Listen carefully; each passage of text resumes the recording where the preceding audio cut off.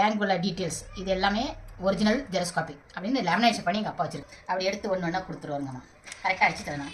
ஒன்றா தேடிட்டு அடையிறாங்க. பாவமாக இருந்துச்சு. ஃபர்ஸ்ட் அக்கௌண்ட்டில் கவுண்டரில் என்னென்ன கேட்பாங்க. அப்போ செகண்ட் டைம் போகும்போது அது மாதிரி கொண்டுட்டு எங்கேயாவது நம்ம வெளியூர் போனோம் அப்படின்னா என்னத்தை கேட்டால் எடுத்துருவேன் நீ. ஆனால் நான் செய்ய மாட்டேன்.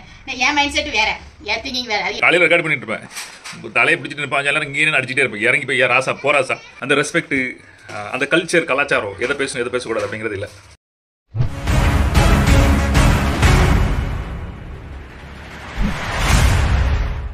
ரயில்வே ஹாஸ்பிட்டலில் வந்து ரயில்வே ரிட்டையர்மெண்ட் ஒரு புக் கொடுத்துருப்பாங்க மெடிக்கலுக்கு. அந்த புக்கு எப்போ என்ன புக்கு கொண்டு தான் போகணும்.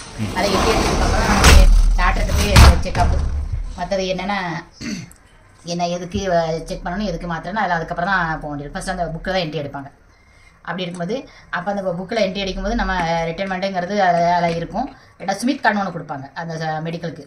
அந்த card, Aadhaar card, PAN card, பேங்க்குள்ள டீட்டெயில்ஸ் இது எல்லாமே ஒரிஜினல் ஜெராக்ஸ் காப்பி அப்படின்னு லேமினேஷன் பண்ணி எங்கள் அப்பா வச்சுருக்காரு. அடிக்கடி எடுக்கணும் கேட்டு எல்லாத்துக்குமே தனியாக அது ஒரு பைய வச்சாச்சு.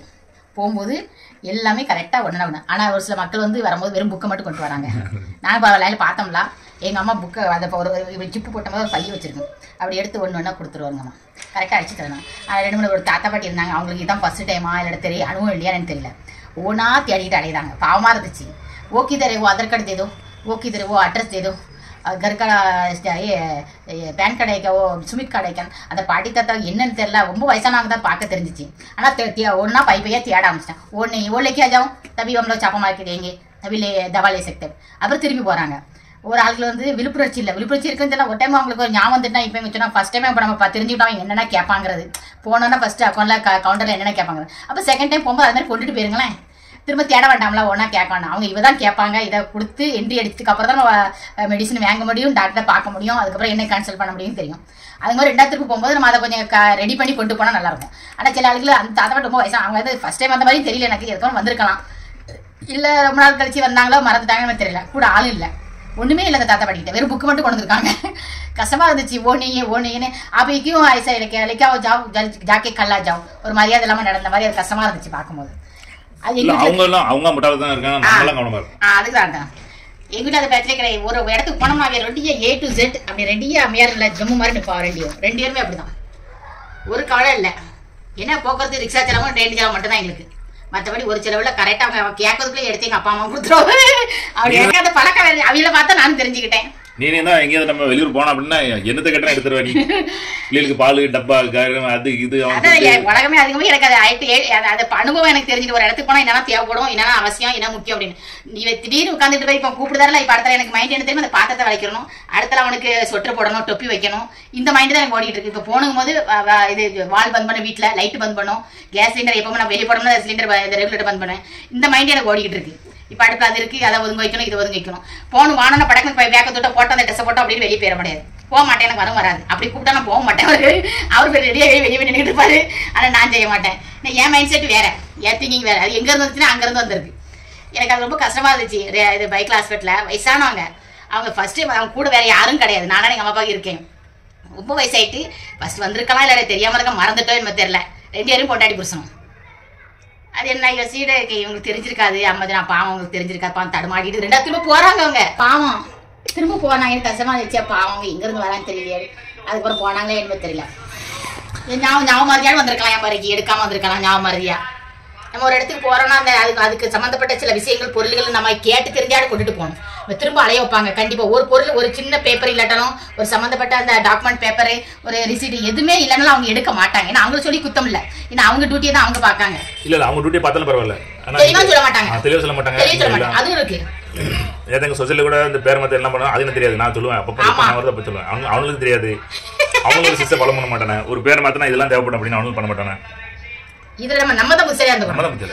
அவங்களுக்கு சொல்லி குத்தம் இல்ல, அவங்க விட்டாங்க. ஆனா நம்ம புத்திசாலியா இருந்துக்கலாம் நினைக்கிறேன். நான் 3 வீடு நான் எத்தனை வீடு வாங்கி வச்சிருக்கேன். 6 வீடு கிட்ட வாங்கி வச்சு லோன்ல.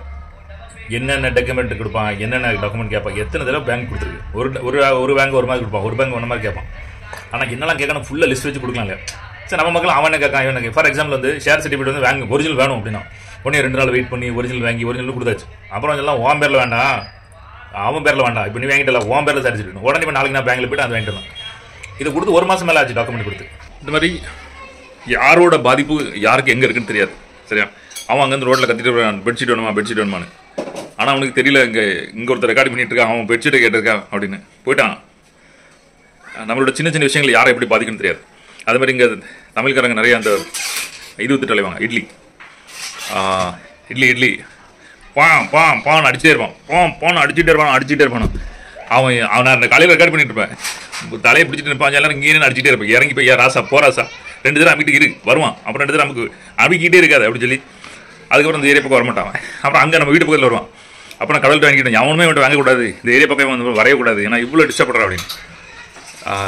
அவன் தொழிலுக்கு பண்ணுறான், ஆனால் மற்றவங்களை எவ்வளோ பாதிக்கு அப்படின்னு தெரியாது.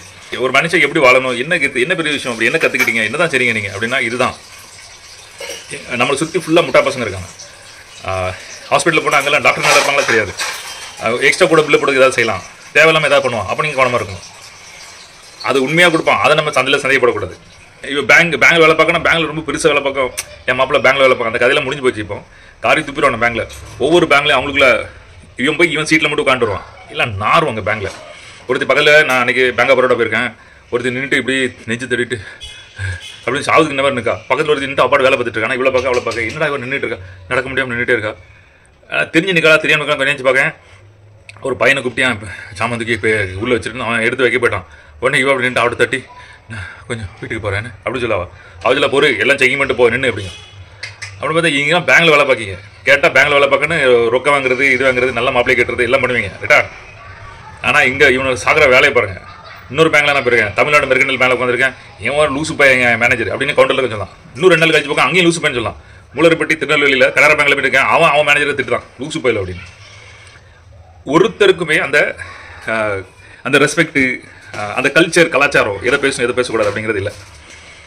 எங்கேயாவது போனீங்கன்னா வாங்க பேங்க் போனால், இப்போ என் பேங்கரன் அவன் என்கிட்ட சொன்னான், 1க்கு 4 தடவை அதே கூமுட்டைங்க தான் வேலை பார்க்கும், அதே திரும்ப வேலை பார்க்கும். யாருக்கு 2வது லோன் பண்ணுறோம், என்ன டாக்குமெண்ட்னு தெரியாது, திரும்ப அது வேணும் எனக்கு தெரியும், திரும்ப கேட்பாங்க. ஒன்று வந்து ஓவர்லோடாக இருக்கலாம், நம்ம கெப்பாசிட்டிக்கு மேலே இருக்கலாம், அல்லது என்னென்ன வேலைகள் இருக்கோ அதை எழுதி வச்சு கரெக்டாக அடுத்த வரும்போது யாரா சந்தா நீ இது கேட்பியா இந்த அப்படி சொல்லிட்டு மூஞ்சில் ஒதுக்கி போடணும். அவனை முட்டாப்பையில் இருப்பான், நம்ம தான் புத்திசாலியாக இருக்கணும். கனி வந்து ஸ்பெஷலி அந்த எங்கள் வீட்டில் குடும்பத்தோடு எங்கேயாவது நாங்கள் வெளியூர் போனோம், அங்கெல்லாம் போனோம் வச்சு அப்படின்னா ஒன்றுக்கு எடுத்து வைப்பா. இந்த பால் பாட்டில் இருந்தாங்க, குளிர் அடிச்சுட்டு இருந்தாங்க, பெட்ஷீட்டுக்கு இருந்தாங்க, எண்ணெய் பாட்டில் இருந்தாங்க, சாப்பாட்டுக்கு இருந்தாங்க, காது பட்ஸ் இருந்தாங்க, அது பண்ணுங்க, நெயில் கட்டுரு.